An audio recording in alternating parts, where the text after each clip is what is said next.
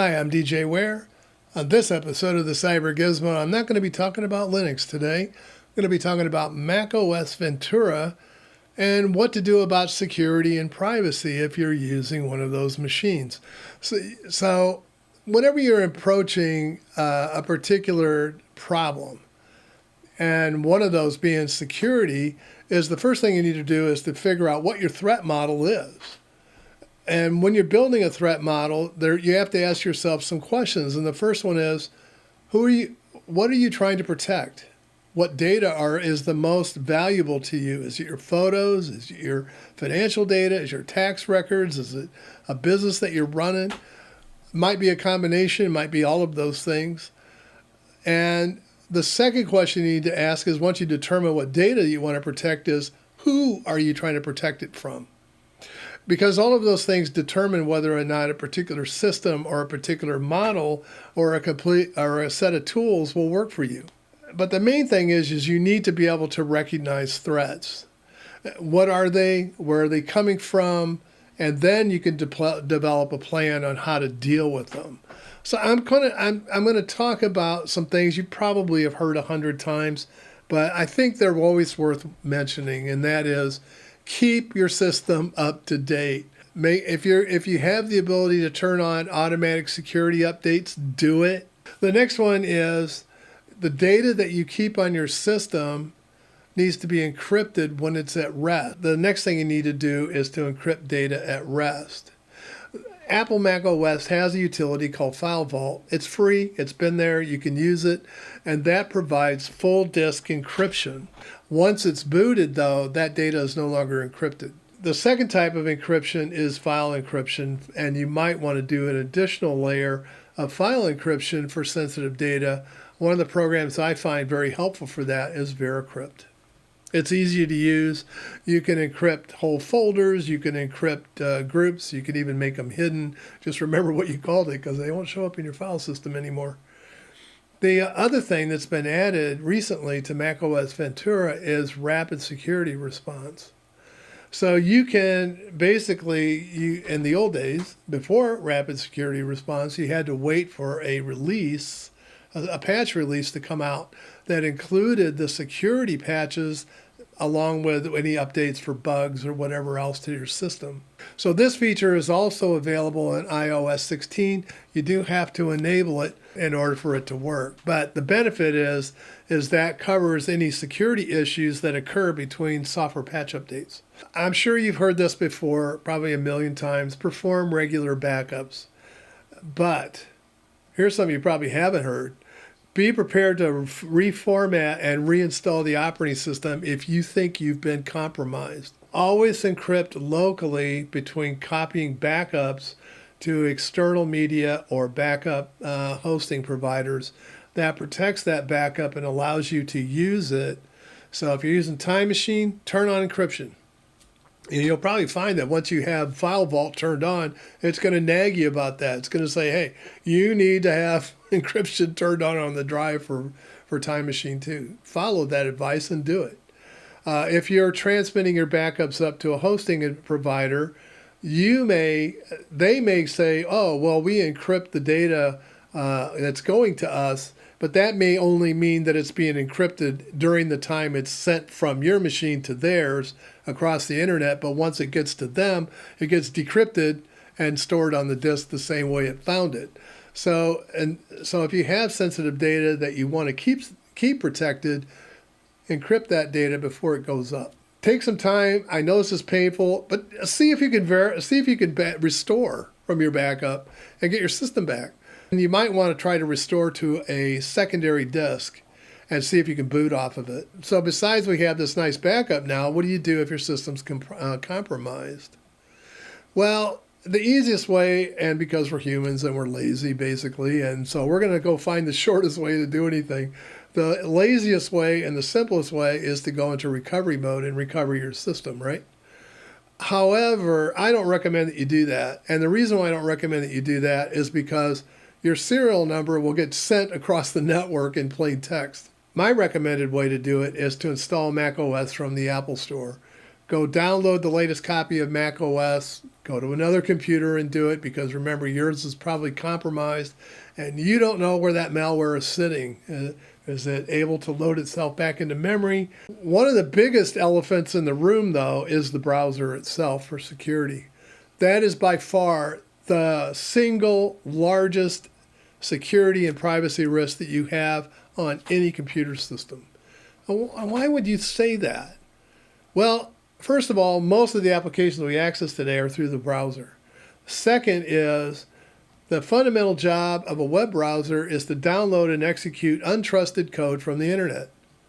So let me just let that sink in for a minute. That is contrary to everything that any security professional has been taught.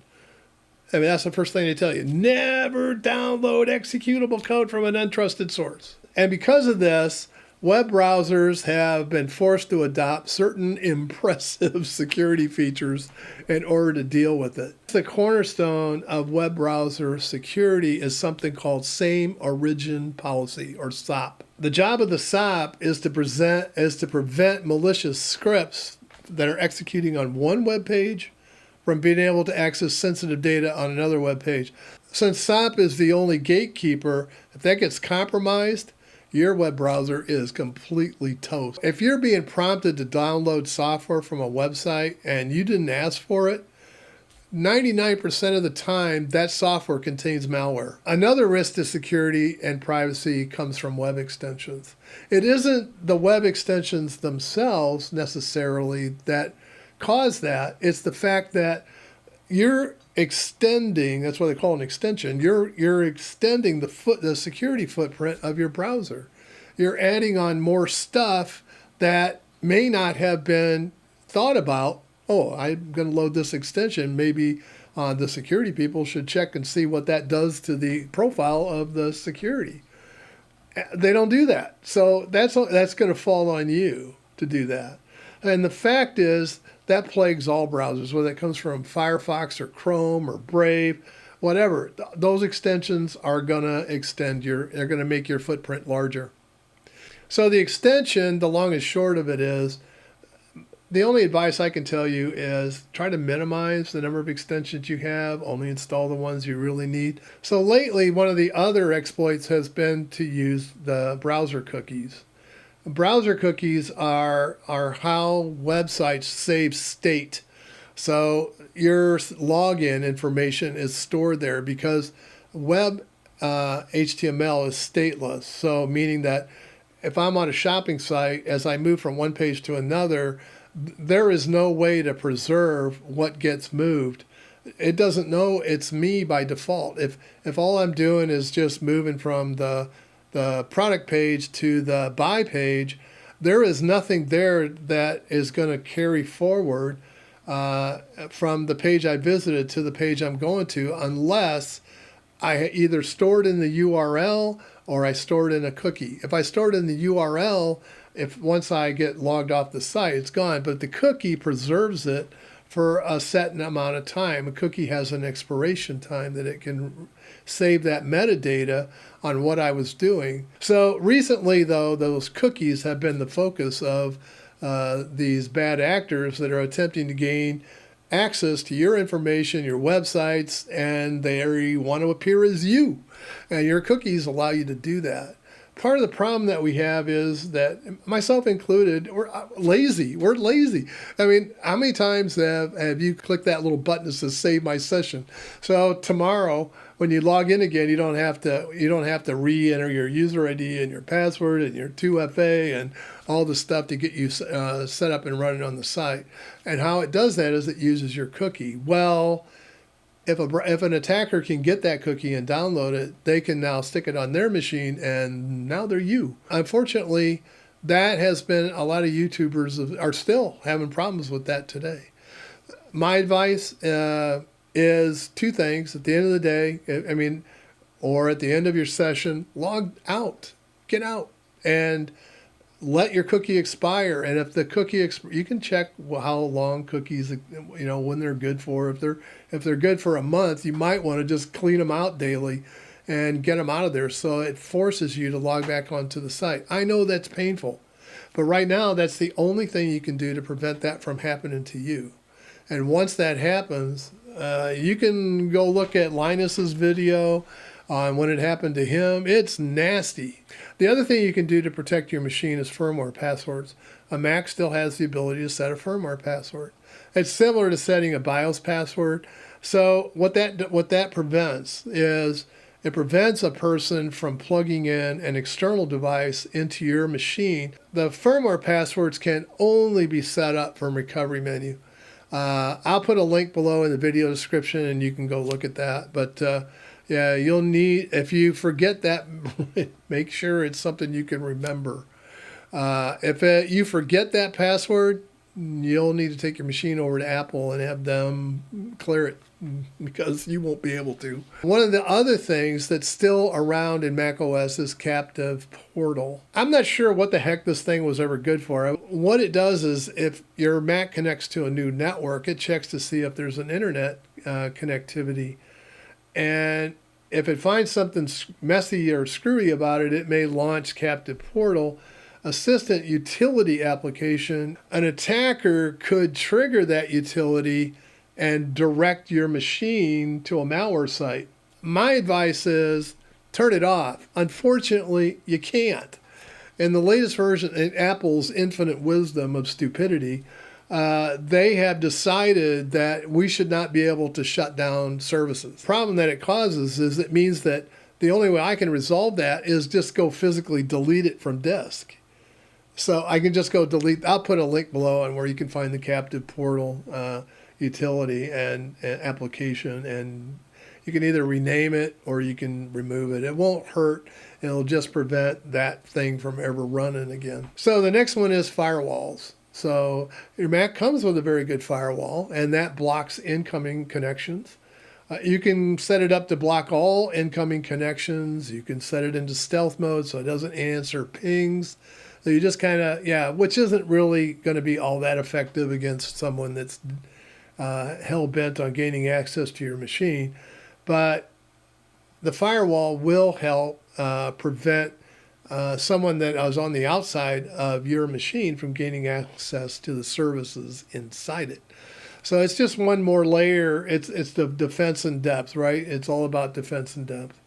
So it's just one more layer. You just make it as many steps and as much hassle as possible for an attacker until they finally go, you know what, this just isn't worth it. You'll have to turn it on. It is off by default. I recommend you turn it on and use it.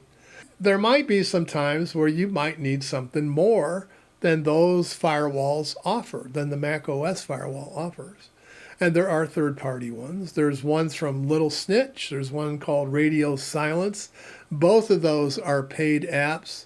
To be honest, I tried Little Snitch once a long time ago. Wasn't very impressed with it and stopped using it. It's chatty. It drives me nuts. It's just constantly asking you for permission to open the port. Radio Silence, I don't know anything about. Have not tried that. Lulu, however, I have heard about. I do use it on occasion. It is an open source app. It's done by the same people that do Knock Knock, and it's a very good third-party firewall. Application-based firewalls have some issues. There's also Security Growler, and that also is open source. So what's the problem with the third-party firewalls? Well, first of all, let's talk about some of the things you can do with it. You can block incoming and outgoing connections. So if you see something going somewhere that you think is a tracking site or you know is a tracking site, you can shut it off. You can kill it. However, those firewalls are not foolproof. They can be bypassed by applications that are running as root, or if there was an OS vulnerability found and someone was able to gain access to it, they could blow right by those firewalls. So they're not the first line of defense if you're trying to get a comprehensive firewall. Fortunately, there is one, and there is one that is built into the kernel. Thank you, BSD. That is the kernel level packet filtering.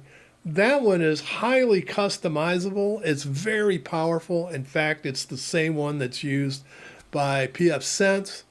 Complicated thing to set up, though. And it's controlled by pfCTL. So pfCTL is a command line application But there is a GUI application that allows you to manage PF control. There used to be one called IceFloor, but quite frankly, it hasn't been updated since Yosemite. How many years ago was that? So I think that one is kind of dormant or dead. However, there is one called MERS, and MERS offers additional firewalls besides managing the PF control. And so let's talk about MERS for a second and what they have available, just so you'll understand. So first of all, you can download MERS Lite. It's free, doesn't cost anything. And that offers a set, there's a comparison on their site about what it offers and what it doesn't. And then the next level up, it seems like we always do that today, is that we add some on and some features on and then we charge for it. However, this isn't ridiculously priced. It's MERS Basic is $10, flat fee, single cost, done, and that's it. And it gives you these features of the firewall. MERS Pros give you some more, and it also bundles in some apps. That one's $55.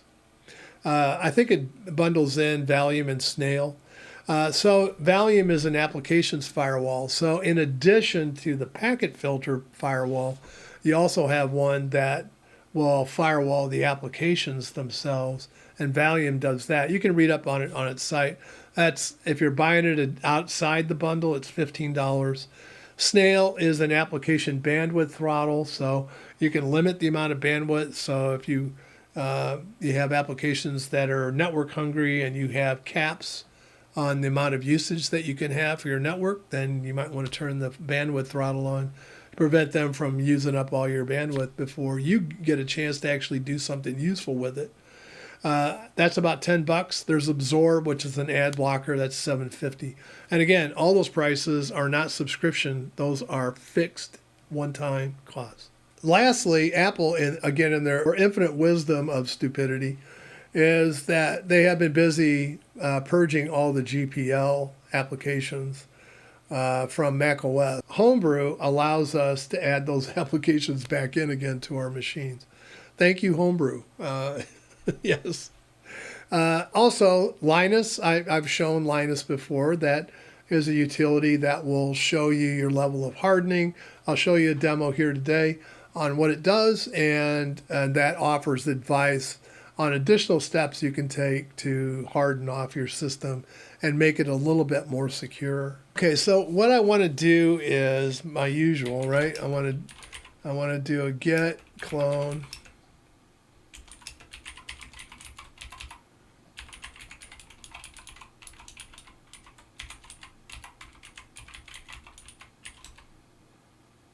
Now, if you run this on a Mac, the way we normally do it on Linux is like this. This is going to fail. And it's going to fail because if I look at all the ownership here, it's root staff, which Linus doesn't like. So let me back out here and we'll do a sudo change group -R, and we'll change it to wheel.